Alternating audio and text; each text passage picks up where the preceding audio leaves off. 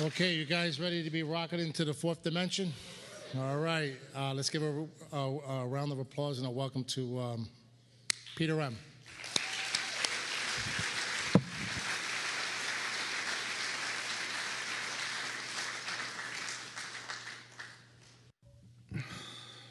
Okay. My name is Peter, I'm a recovered alcoholic. Grateful to be alive and sober and part of a sacred place called Alcoholics Anonymous. And to the woman who slipped me a note, if that's what floats your boat, great. It's not in my big book, maybe it's in your big book, but wherever it appears, if that works for you, making 90 meetings in 90 days, God bless you. That's great. My job is to do what God asked me to do and to speak truth. And the truth will set you free and it'll piss you off along the way once in a while.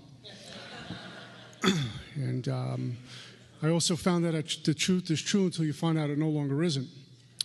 And so one of the great things about not depending on meetings but depending upon God is I don't have to sit with a resentment for day after day after day, get free of it, and be in a place of surrender and acceptance. But I thank you for the note. At least you're here and paying attention. So I thank you for that. God separated me from alcohol June 23rd, 1988. I'm a recovered drunk. And when I say recovered, it's because it's my truth. I wasn't recovered when I got to Alcoholics Anonymous in June of 1988. I didn't look like a poster child for anyone should be in AA on this path. I looked like someone who needs to be put back in treatment, even though I was out of treatment.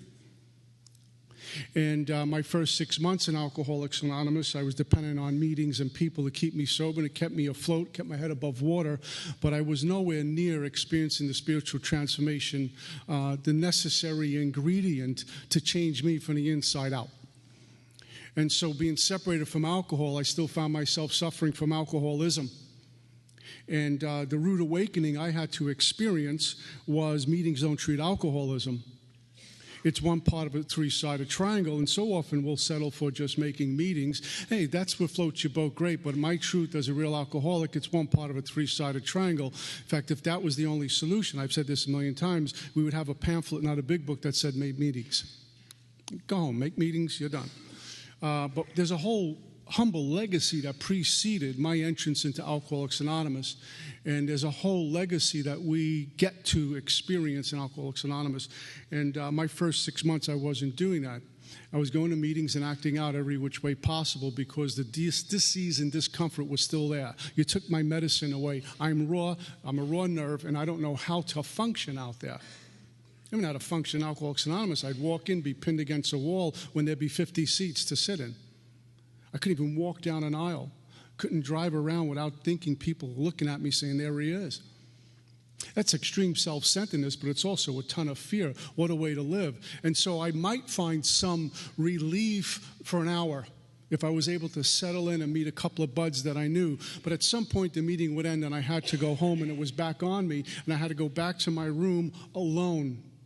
And so the mind starts saying, where are we going to get some relief? Let's make a phone call. Let's do this. Let's go do that. Let's do this. Let's do that. All to escape me and my isms.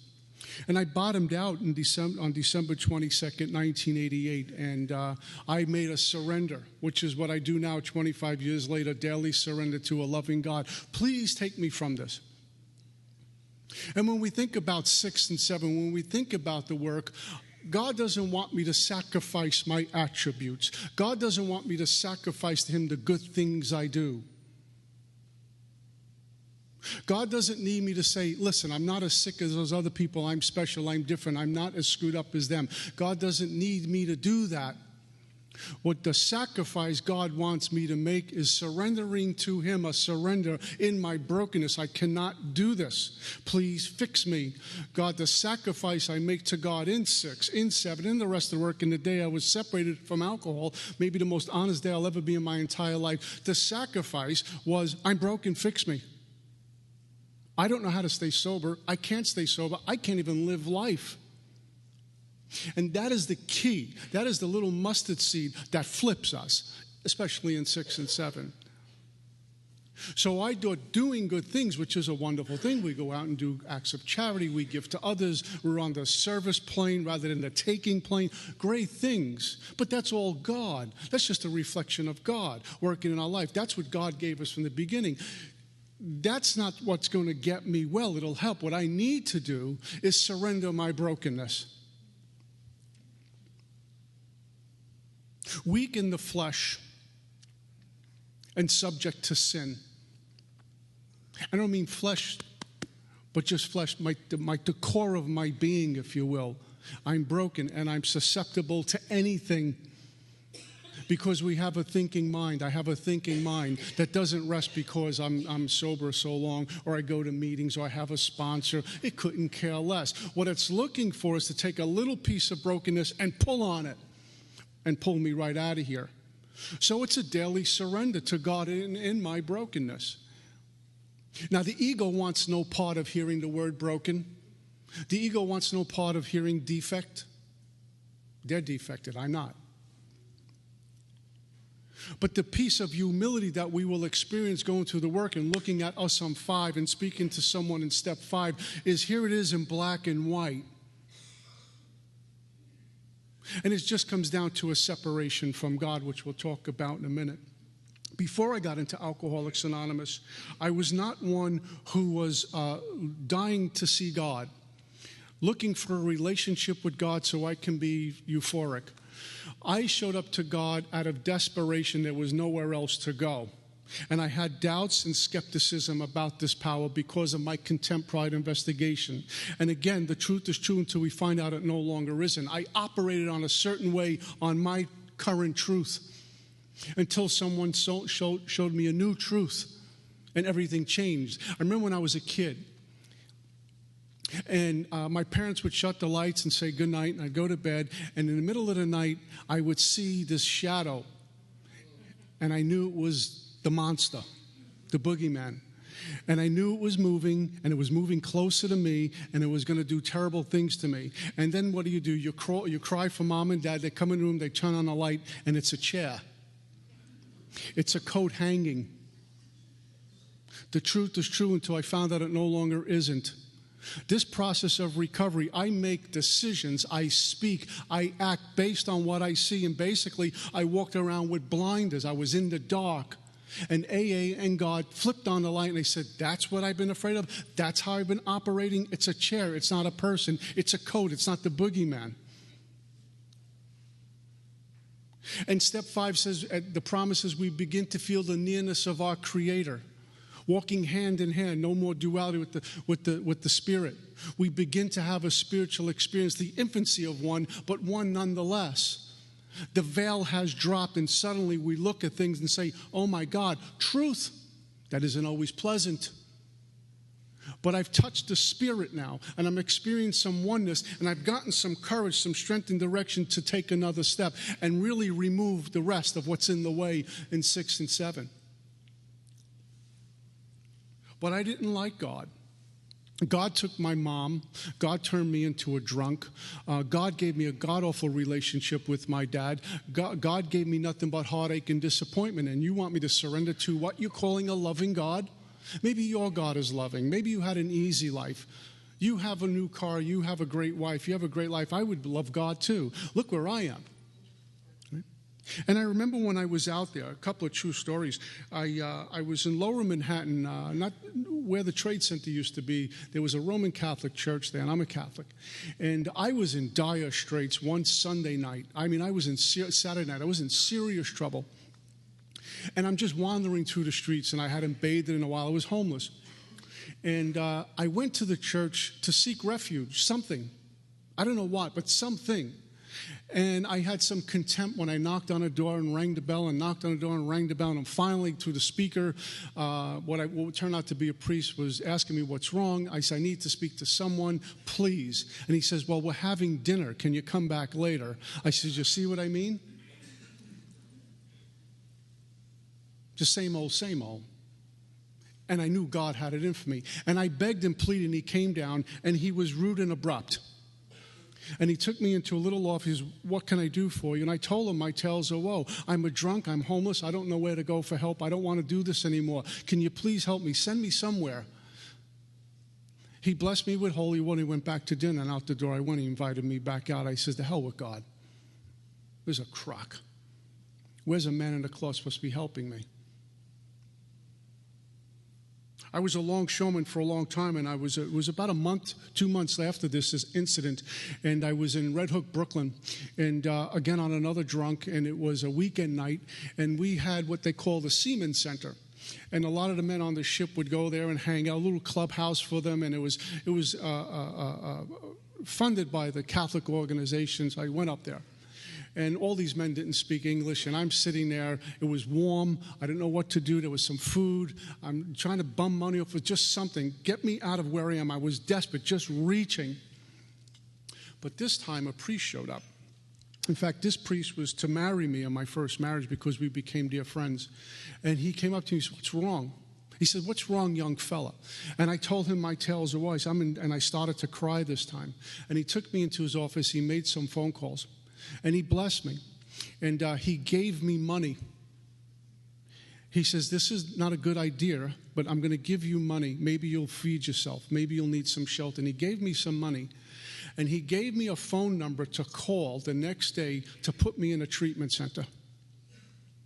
I obviously didn't go to that treatment center. I used that money to get high. But that man stood with me for a long time. Short time later, June 23rd, 1988, showed up, and I finally got sober, and I went back to make amends to that priest, and we became dear friends. And as I said, he was to marry me in my parish in Brooklyn when I got married. And I thought, through the early days of recovery when it was so bad, that one priest who said I'm having dinner, maybe he just had a bad day.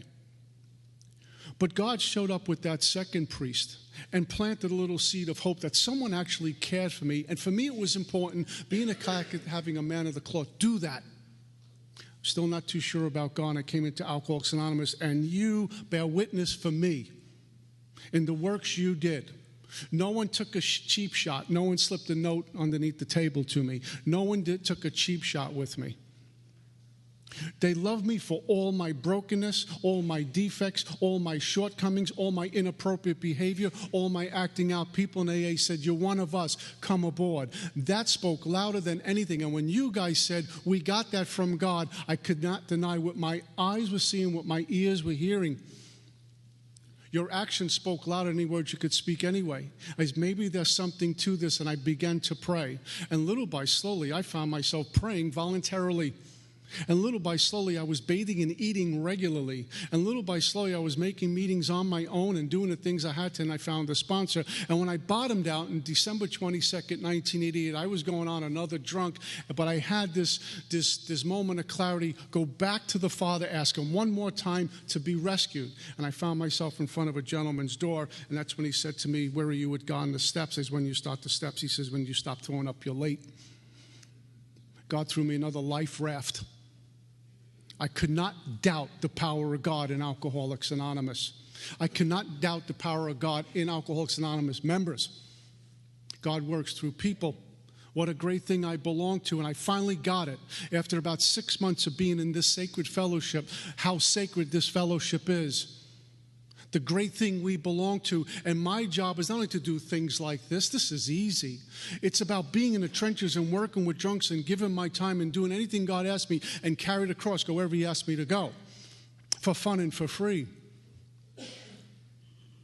To be of service, to give back, because I don't know who's walking the door. I don't know those guys along the wall maybe got one day back and are watching me to see if AA really works. I have a responsibility. We have a responsibility to this, because based on my track record, I can't speak for you, based on my track record, I'm not supposed to be in a suit giving a talk at an AA meeting sober. I'm supposed to be in some funeral parlor right now, or already buried, or on a drunk, or ripping your house off right now while you're sitting in an AA meeting.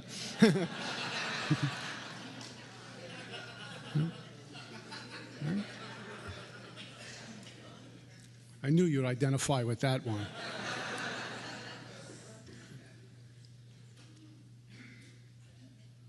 And the journey began. And God blessed me with tremendous teachers.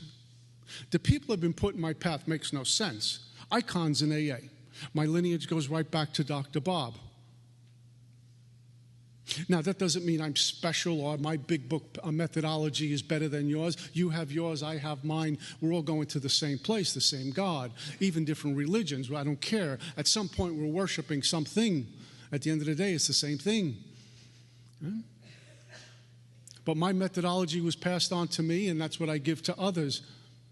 How did these people get put in my path? I'm a punk from Brooklyn. I'm a drunk. I wasn't always a punk. I was a good kid growing up, and I became what I became. Weak in the flesh, sold unto the slavery of sin is what I live. And I don't do the good things that I want to do or intend to do. I do the things I hate and despise because of the brokenness. What that big book says, lack of power is my dilemma. So with power, no dilemma. So I could have the best intentions to do the right thing tonight, but my brokenness will take me down a dark alley. That's not what I intended on doing. I use all my willpower to be loyal, faithful, understanding, compassionate, and I blow up, I cheat on you, I rob you, and I rip you off. That wasn't the plan at 8 o'clock. At 9 o'clock, I'm going, oh, the heck with it anyway, and minimize and justify all my inappropriate behavior. Yes?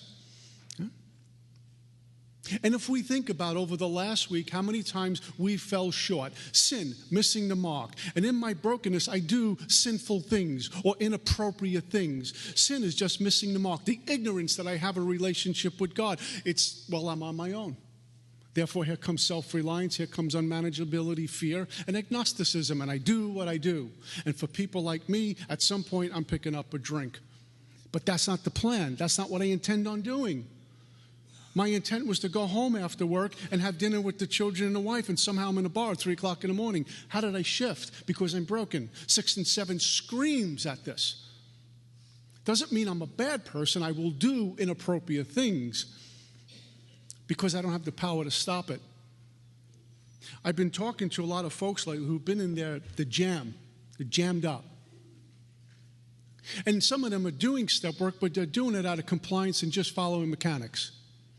Not understanding that 4 through 9, how vital it is, how life-giving it is, how transformative it is if I approach 4 through 9 as my design for living. This is going to flip me from the inside out so I can go live life as God intended me to live, not as my illness wants me to live.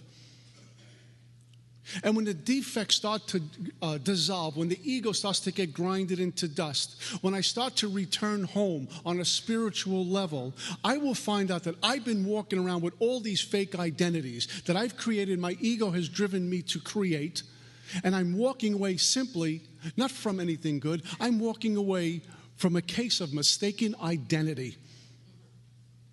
That's what 6 and 7's about. Because I show up to step 4 with all this stuff.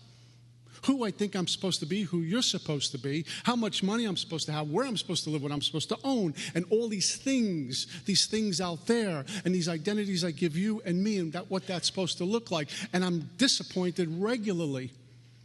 I don't even know who I am when I show up to Alcoholics Anonymous or in this work. I don't know who I am when I show up to God. And it's somewhere in 4 through 9 we start to uncover, discover, and then discard. And we're left with truth, and that isn't always pleasant. Standing in the raw before my Creator or everyone else, that's a very uncomfortable feeling, but it's necessary in order to God put me back together. No attachments to anything. And if I have attachments to something, then I'm putting something before God. How free do I want to be? Huh?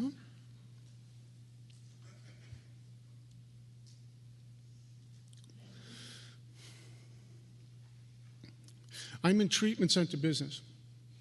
Great guys, great women. Most of them are looking to get well. Some of them aren't. But there's so many conditions, even new people, so many conditions, and sometimes the old timers, so many conditions on what their life's supposed to look like. I get it. And so many conditions on the things they need to get well. And you need nothing, no thing to get well. Everything you've been given to get well was given to you at birth. Actually, before that. What was done is we've accumulated these identities. I need a cell phone. I need a computer. I needed a car. I need a relationship. I need more money. I need a right job. I need. And then I can go to AA and be Moses. Don't need anything. Man who changed the world had a robe and slippers. He didn't have a car and a cell phone. Whether you believe in that or not, I don't want to break a tradition. Any great spiritual leader, teacher of our time that you study, whether they had things or not, when you speak to them, when you read about them, they didn't need anything. Mother Teresa, a hero. She didn't go to Gucci and wear a gown. $300 to get her hair fixed. How many people has she touched? And we go on with this. We don't need anything to find God, to experience God. It's already there. The great reality is deep down within. How willing am I? What does my any lens look like? Do I have conditions on my any lens? And hopefully by the time we get to step one, where it says we admit we're powerless over alcohol, lives had become unmanageable, I'm convinced at a gut level, a cellular level, that anything I do on my power does not work. Anything I try to arrange, anything I try to have is only going to be broken at the end anyway. It's only going to cause more harm because I'm doing it on me. And based on my first step experience, whatever I touch falls apart anyway. Even when I really want to, my experience, I really want to do this. I really want to make this work. I really want to keep this job. It falls apart. Why? Because I'm running the show. I can't play God. How can I experience God when I am God? How often I've been playing God? How often this past week have my defects flourished? And I tuck them away so it's okay. As long as nobody knows about it. I'll fix it tomorrow. Who's going to fix what tomorrow? Because I speak for myself, I cannot work on my defects. It's futile. It doesn't work because I'm using me to overcome me. Right? But I want to be present. I want to experience God. The quality of my consciousness at this moment determines my future. What determines that? How much presence I have. How do I experience presence? What's my relationship with God look like? If I can be still and present, I can hear, I can see, I can speak, and I worry about the next beat when it comes up. And fear of the future is removed. Most of us are sitting around while we're here thinking about 10 minutes from now, 20 minutes from now, tomorrow morning, next week, and it goes on and on and on. So we're split constantly in 100 different places. And someone like me won't only die from one gunshot wound, I will die from 1,000 cuts. No God, no inventory, no meeting, no sponsor, acting out, defects of character, and I bleed to death. Right before your eyes. But if you ask me how I'm doing, I'm saying, oh, I'm good, I'm great. I'm super great. Let me tell you about how great I am. Because I'm a humble guy.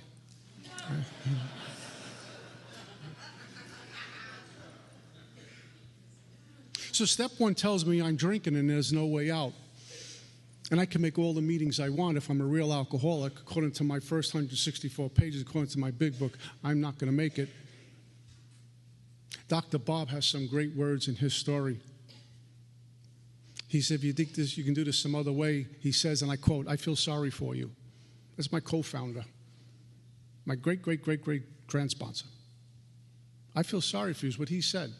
He didn't say, let's talk about your feelings. Let's process your resentment. I feel sorry for you. Those are his words, not mine.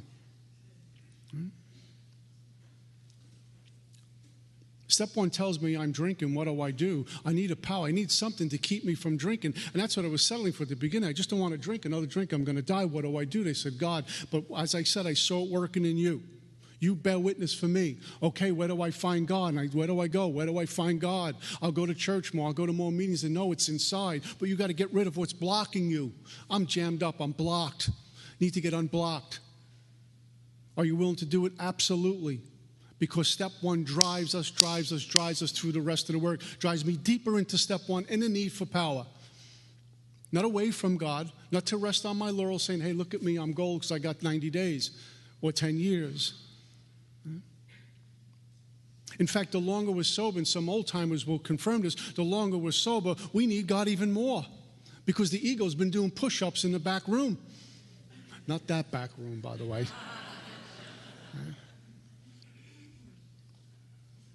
So I make a decision in 3 and off I go. And we talked about this a few weeks ago. Decision, just a decision, action 4 through 9. What do? And I started inventory, searching fearless and moral inventory, resentment, fear, sex, principles, institutions, all on paper in black and white, God guiding the pen. And when I'm done, I go sit with someone. Here's the first real force feeding of humility. I'm going to tell you everything about me. That God revealed, not me, because I won't reveal anything. I'll just put a couple of things to make it look good, right? But I'll tell you how much I really want to get well, but my actions don't show that. And so I sit down and I have a force feeding of humility because I'm trying to get a new relationship with my Creator. A new relationship.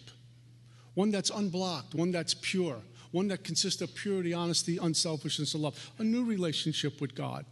Standing on a different ground now. And everything is put aside for a moment.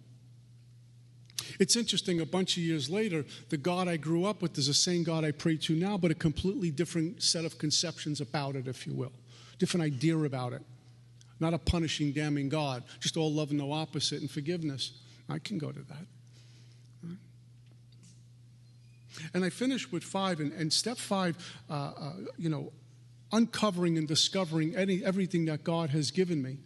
And I asked this with the guys I sponsor, and my sponsors have asked me, is there anything else you need to tell me, anything you're going to tuck away? Sometimes it's okay, here it is, usually with the sex inventory, but here it is. And we get freer. If we're free tonight, do we want to be freer? Do you like the effect produced by God? If you're in bondage, do you want to experience freedom for the first time? Simply, I always was told, ask yourself, how's that working for me so far? Based on what am I doing? How am I doing? Could be better? Okay, let's get better. That's why we're here. Today is about getting us well. A room full of broken toys, and God's going to fix them, put them all back together again. And I finished step 5, and we have the step 5 promises. It says we're delighted when we're done. We can look the world in the eye. We can be alone at perfect peace and ease. Our fears fall from us. We begin to feel the nearness of our Creator.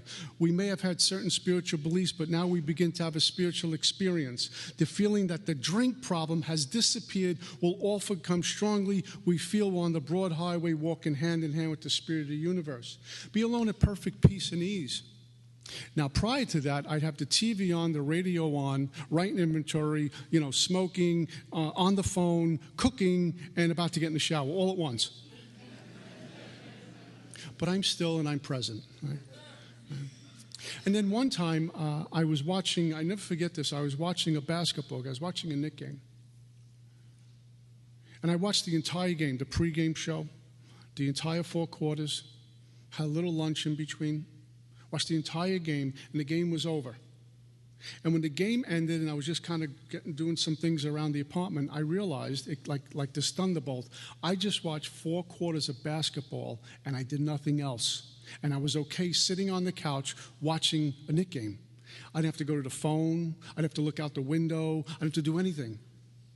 I was totally okay in my skin.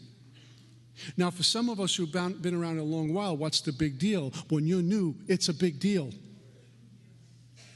And I said, they talked about this in step 5. Those 5th step promises, by the way, my first experience with 5 when I was done the first time was one of relief. It's done, and I felt a part of AA. I felt a part of you guys. I'm like the rest of you guys. Later on in 6 and 7, 8 and 9 of the 5th step promises actually show up in my life. I start to feel different. There was one time I was going to a meeting called the Bath Beach Group in Brooklyn, and it was a 7 o'clock and an 8:30 meeting, and I'm there for the beginners meeting at 7 o'clock, and it was a school building. I'm going up the steps, and I get to the 2nd floor, and I'm floored by this feeling of euphoria. I don't know where it came from. I had done my 5, I had done 6 and 7, I was into amends, but when they talked about the nearness of our Creator walking hand in hand with the Spirit, this is what I was experiencing. I didn't know it. Is what's going on, this is what I'm feeling. And I talked to my sponsor and this woman that he sponsored also, and they explained to me exactly what's going on. This is, be still, don't talk it away. Something was changing. And the way it manifested in my life was I felt incredible amount of gratitude for being in an old school, in a dingy classroom on a Friday night at 7 o'clock with a bunch of alcoholics. I was in the Taj Mahal. That just came by God, the transformation, gratitude for everything, right? Spirituality, gratitude in action. Right?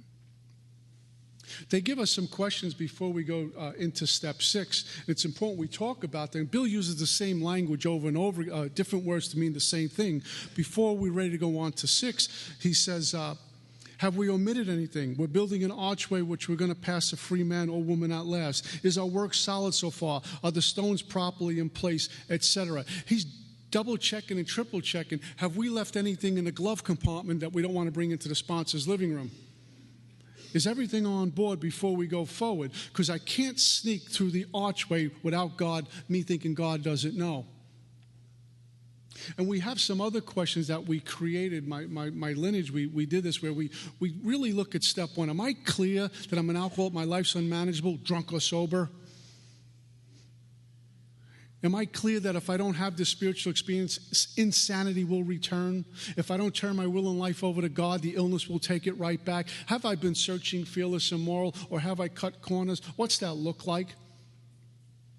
And so when we get done with 5, what I did was I took that hour quiet. It took that literally. Somewhere about the 4th or 5th time, I got really nuts. I put a book on a shelf and took it down. I'm here now, so it must have worked, right? But I would take that hour, and what I did was I gave thanks to my God that I know Him better. A deeper understanding with God.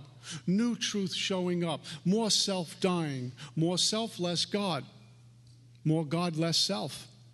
Huh? And so what we were told to do is we looked at the defects that were revealed to us, and we put them on paper, just a little spiritual tool to work with. You don't have to do this. And we listed all these defects that kept being revealed, and we listed the opposite of the defects: dishonesty, honesty. I had something to look at, something to shoot for. And 6, 7 was clearly this. What do I think are objectionable here? All of it. None of it's good. Am I willing to surrender all of this to God? Absolutely. Root and branch, rip it out. And that's what I did every single time. I didn't know what to expect when I was done, but I would make a surrender to God and thank Him for the opposites. I surrender my dishonesty. I'm broken. Thank you, God, for the power to be honest. And etc. Some people don't like to do that. Some people do. That's how we approach it. It was something to look at. It's never a petition to God. It's not telling God, hey, look, you take this and give me that. What it simply is a humble offering. This is what was revealed to me, Father. You fix it. What I learned, what I think is good for me might be bad. What I think is bad might be good. God just has to tweak some of that stuff. Maybe it doesn't have to get completely removed. Maybe God just got to clean it out a little bit. Some of it has to go. It's up to God, which is what our 7-step prayer is shouting about. Good and bad. It's not for me to decide, well, this is good and that's bad. I'll give this to God. That stays in the drawer. Everything. 7-step prayer is an extension of the 3rd step. It's one movement, 3 through 7. I'm out of the searching now, so what I do is I have an amen at the 7-step prayer. My Creator, I'm now willing to have all of me, good and bad. I pray that you now remove from me every single defect of character which what stands away of my usefulness to you and my fellows. Very little to do with me. It says something later on. It says, grant me strength as I go out from here to do your bidding, to do God's work. 8 and 9, 10, 11, go help others in 12. Amen. And so again, I was asked to break down the 7-step prayer in my language, and what does that look like? Well, the effects of 6 and 7 didn't happen instantly. For some of us, it does. Some of us later on. For me, it was much later on. When I'm out making amends, and I'm showing my accountability for harming you, and I'm showing up to make restitution, something happens as we're cleaning up the wreckage of our past that those defects get less and less power. Will I always have defects? That's up to God, probably. Will they get less? Probably. Do defects have relatives that show up even though that one doesn't? Yes. Right? But in my daily surrender to God, I stand a pretty good chance. Now, here's something that might ruffle some feathers, but I'm going to put it out there just to kind of raise the level of awareness. We say God is all-powerful. Some of us do. All-loving, no opposite, all-forgiving, all-powerful. And I speak for myself, I'll probably always be broken and defected. But as God is all-powerful, all-knowing, all-forgiving, all-loving, all-omnipotent, is it possible If God had a journey or chore for one of us to do for him, he's the boss, I'm the worker. And he said, hey, Joe, listen, I have a special mission for you to do for me. Special mission. I'm giving it to you. And I'm going to give you the power to go do it. But I need you to be defect-free. And God came down from the heavens or from wherever, probably in Boca, right?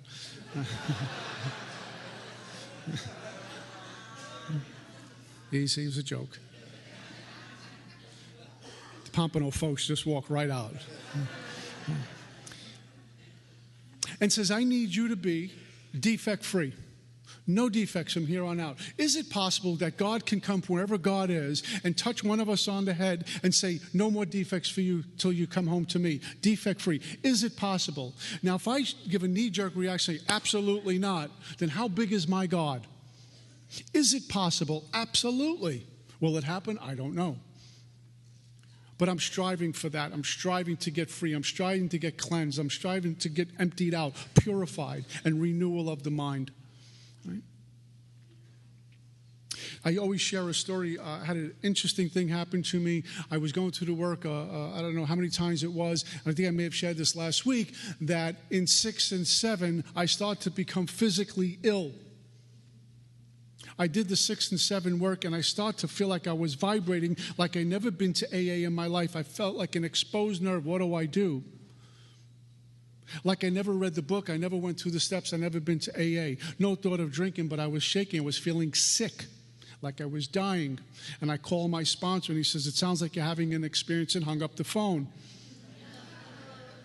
Because I was, and he didn't want to interrupt it. I was experiencing what we talk about, the death of self. I was dying the death of self before the physical death. What came out on the other side of the archway was a new person. And everything I went into the archway would change on the way out.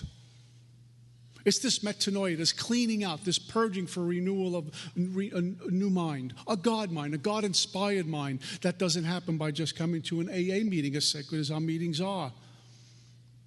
What lengths am I willing to go to? A very narrow gate I'm going to pass through. A wide gate many of us will pass through, maybe not here, but many people pass through a wide gate because it's easy. God's path is narrow. And so I worked on the 6 and 7, and I looked at my defects, and I surrendered them to God, not petitioned to God, and I didn't hang around in 6 and 7. I found that I can't work on my defects. It's God's power. My job is just to offer a surrender, a daily surrender, and it was about going out and fixing the harms I had caused in the past. And so I did. But there was a different thing going on within me now. It wasn't so much that, well, I have to do this. My sponsor told me to do this. I better do this. I got to do this. I got to show up for life. I got to make restitution to others. I got to bear witness for many, just in a simple amends. And as I'm making amends, I'm awakening, because I'm about to enter the world of the Spirit in 10 as I clean up the wreckage of my past. My roots were grasping new soil. Something in me was changing. I was seeing the world different. And the more amends I made, the more spiritual muscles I got. And the more belief I had in God. The more trust I had in God. And I wasn't walking around with contempt for that same God. God has done such an incredible job with me on the inside. When I say incredible, I mean on me, not like I'm better than anyone. Just did such a whole lot of work about me. The same God I scoffed at and I cursed at and I damned to hell, I adore and love and worship today. And through the process of amends, I went back to my church community and sat in a confession. That's what we do as Catholics. We sit in a confession. And I made amends for my resentments and anger towards the church based on the headlines a lot of us have read. And the priest did no preaching. He listened to me, and he gave me some direction. And my commitment was to go back to Mass the next day. And I did, to make amends to God who's given me all of you in Alcoholics Anonymous. And I wept. Marion was with me. I wept. And I went back the next Sunday and wept. And I've wept every Sunday. And I've returned, in a sense, home. My church has asked me to read during Mass and has made me something called a Eucharistic minister now. I didn't ask. I have a life of invitation. They invited me. We'd like you to read. Oh, we'd like you to offer communion too while you're there. That makes absolutely no sense to a guy who cursed God, but he builds a bridge. When the time is right, I plow the field, God does the growing. Doctor does the surgery, God does the healing. I show up to the altar with a spirit of surrender, and God says, now. To a life of invitation. I didn't go to church and say, hey, maybe I'll take the priest's place in one day. Would you imagine? It's a joke, Shelley. Relax. Oof. Tough crowd. So I get to do this. Got a phone call. I get to do something like this. And I wept again. And I hit my mat and I gave thanks. Boss, thank you. I got a bonus. I got a Christmas bonus. You're going to serve for me. I cannot doubt the power of God anymore in my life. I'm surrounded by incredible people because I'm not the dirtbag I used to be. Right? I try to be a direct reflection of this loving God, even though I don't know what it is. And the defects will show up. And again, I go back to surrender and writing inventory and discuss it with someone immediately. 10 and 11 talks about this stuff. But it's my sacrifice to this God. I'm broken, please fix me. Why? So I can be a circuit speaker? So I can work at a treatment center? No. So I can know you better and I can help your children and they will help me. It's a give and take here. We have gurus in AA. I'm not ashamed to say that. And as much as they has helped me, I've helped them because they've told me that. It's a give and take. And God continually builds these bridges. Based on my track record, based on many of our track records, defects of character should have killed me a long time ago. Because of my sense of separation from this power called God. I can never be separated from that which I am. We can never be separated. That's what we are. Can't be physically separated. But the feeling of being separate from God is very real. It happens to many of us. And like for me, I thought there was no return to that, especially after all the harmful things I've said and my behavior was so harmful. The acting out. How could I return to this God? Why would he give me anything? Maybe he'll give me just a little bit. And he gives us abundance over and over and over again. He just keeps feeding us. What does he ask me to do? Go serve his children. And I serve him. When I know God, I know you. When I know you, I know God. And that includes the drunk who's sick and suffering, doesn't smell nice, who's panhandling on the street, because if I deny him, I'm denying my God. Can I help the drunk on the street? Can I help the bum who's not real pretty to look at, who doesn't smell so good, and I'm walking around with a few $100s? Can I give him a $10 bill or buy him lunch? Oh, I can't be bothered with that. He doesn't look good. Well, then shame on me, who claims spiritual progress, who claims to have God in their life, because what I do to the least of them, I do to my God. How are my defects of character doing now? That feeling, that right thing, that is that quiet voice, that little push in the gut. I don't have time. God has time for me. I don't have time. Drunks have time for me. I can make time.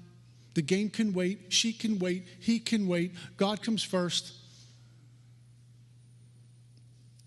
But I can't, and trust me, I've tried to do that many years ago, try to live that life. I couldn't pull it off. Lack of power is my dilemma. I have to get this power. I have to experience this power. Who does it for me? It's God working through me and God working through you. The same thing when I'm untreated and I claim God with my lips, my works fall short. It's me driving me.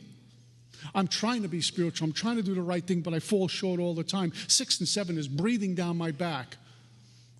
And I go from meeting to meeting to meeting to meeting, quick fix, quick fix, but I'm never right. I'm never recovered. 4 through 9, a design for living that works. It will flip us. The spiritual transformation, not just a spiritual experience or something spiritual like watching the sun come up or watching the sun set, perhaps watching our children being born, something we go, oh my God. And then go get a drink an hour later. This is a life-changing experience. And we get to a day-to-time experience, permanent sobriety in AA. And little by slowly take a sledgehammer to defects, take a sledgehammer to self. Am I willing to walk this way? Am I willing to turn things over to God? Am I willing to surrender these defects of character? Now, what gets in the way is fear, because fear drives these defects of character. Fear of the unknown. What's going to happen if I give this up? What's going to happen if God removes this from me? Where am I going to live? What am I going to be like? The 12 and 12, I think it says something like the hole in a donut. I'm going to be empty. Great. Because hopefully at the end of the day, there's nothing left. There is nothing left of me. Nothing except God. All my attachments, all my ideas, all my false identities, all of it, everything's removed. That doesn't feel good. And the only thing that's left is God. And the only place I got to turn to is not even a sponsor, not even an AA meeting, not even my big book, is to what all those things are driving me to, God. And then we're back to the sacrifice. And we're not even saying, God, but I do these good things, or I did this good thing, I did an act of charity. It doesn't make a difference. I'm surrendering me again. You fix me. Something happens along the way where we start to fall in love with our God. I don't mean romantically like a husband and a wife or a lover. I'm talking about we start to fall in love with the worshiping of our God, where it becomes the most important relationship. It's the most important event, my prayer, of the day, which is completely the opposite of how I and many of us have lived for so long. I'll pray for God when I need money. God, please let somebody drop a wallet. Right? Please let the dealer be home. Please answer my text. Different. And this God who's seeking and saving and seeking and saving, the reason why he's doing that is because I've been lost for so long. And now I come here and I go home until God calls me home. And it blows my mind, through Alcoholics Anonymous, in the process of 429 and making amends, I'm sent back to my church to make amends, and a whole door blows wide open on me. And I'm willing to surrender everything now. My life's an open book. In fact, I don't even know what I'm going to say when I come up here. I trust my God. I love my God so much. I know he'll push words right out of me when it's a push. It's a push. People say, talk too fast, talk to God. Tell him to slow me down. Yeah, it's a push. But the vessel is empty. And I get to show up to a podium, or I get to show up to a drunk's house not clogged with me. Experience the death of self every day. Not clogged with me, not to my visions. I had more visions. I tell you about my visions. I have visions. I have visions. I brushed my teeth. I saw Jesus. Oh, my God. No, you didn't. You know. It's not about that. The byproduct of all of this, and we're almost out of time, the byproduct of all of this is a spirit of humility. That I can't say, you can't see, you have. I can't say I have, but others will experience that in a gentle walk, in the firm walk, in the strong walk, in the humble walk, in the God walk. I don't have to say a word. All these defects are fueled by fear. I turn to God. Fear is a manifestation of self. It isn't that powerful. It's all coming from my thinking mind. When I'm sitting on a couch and I'm gripped and I want to act out, all coming from a thinking mind. God is much greater than that. All I have to do is say, God, please take this from me. I'm broken. Here it goes again. I will do anything right now for you. Just get me free. I'll get free. Because my book says we outgrow fear. I start outgrowing fear. They go to defects along the way too. 6 and 7. Sometimes we say 6 and 7, well, it's just the fill-in steps, they're two little paragraphs. What would happen to the 12 steps if we remove 6 and 7? What would that look like? Imagine showing up to make amends loaded with defects. It would look like this. I'm here to make amends, but if you didn't do that to me, I wouldn't have stole from you, you know.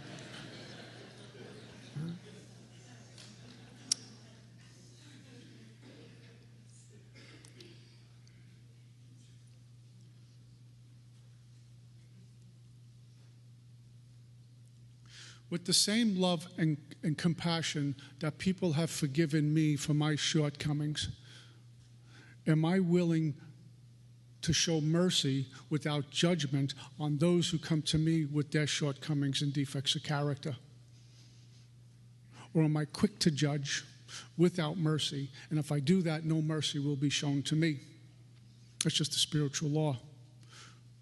Let me be a hearer and a doer. Do God's work. Faith without works is dead. So I chop wood and I carry water and I surrender to my God as often as I can. Been on 3 days for years now because I love my God. He allows me to have relationships and people. I'll just share something. I used to love people in AA, couples who were both in AA and walking this walk. Really walking this walk and loving God. I said, I'll never meet someone like that. So it is what it is. And then God put someone in my life like that, just out of nowhere, because the ground was fertile. And I get to walk this walk with someone who loves God, who teaches me Scripture. We pray together, and we get to study our book together. What a great deal. This is Alcoholics Anonymous, the sacred place of Alcoholics Anonymous. If we haven't found out it's sacred, I pray you stick around long enough to find out the sacredness of what we belong to and treat it accordingly with love and compassion. It's the last house on the block, man. Right? So we don't have to slip notes in an envelope. We can just go talk about our disagreements. Hey, I see it one way, you see the other. Let's chop wood and carry water, man.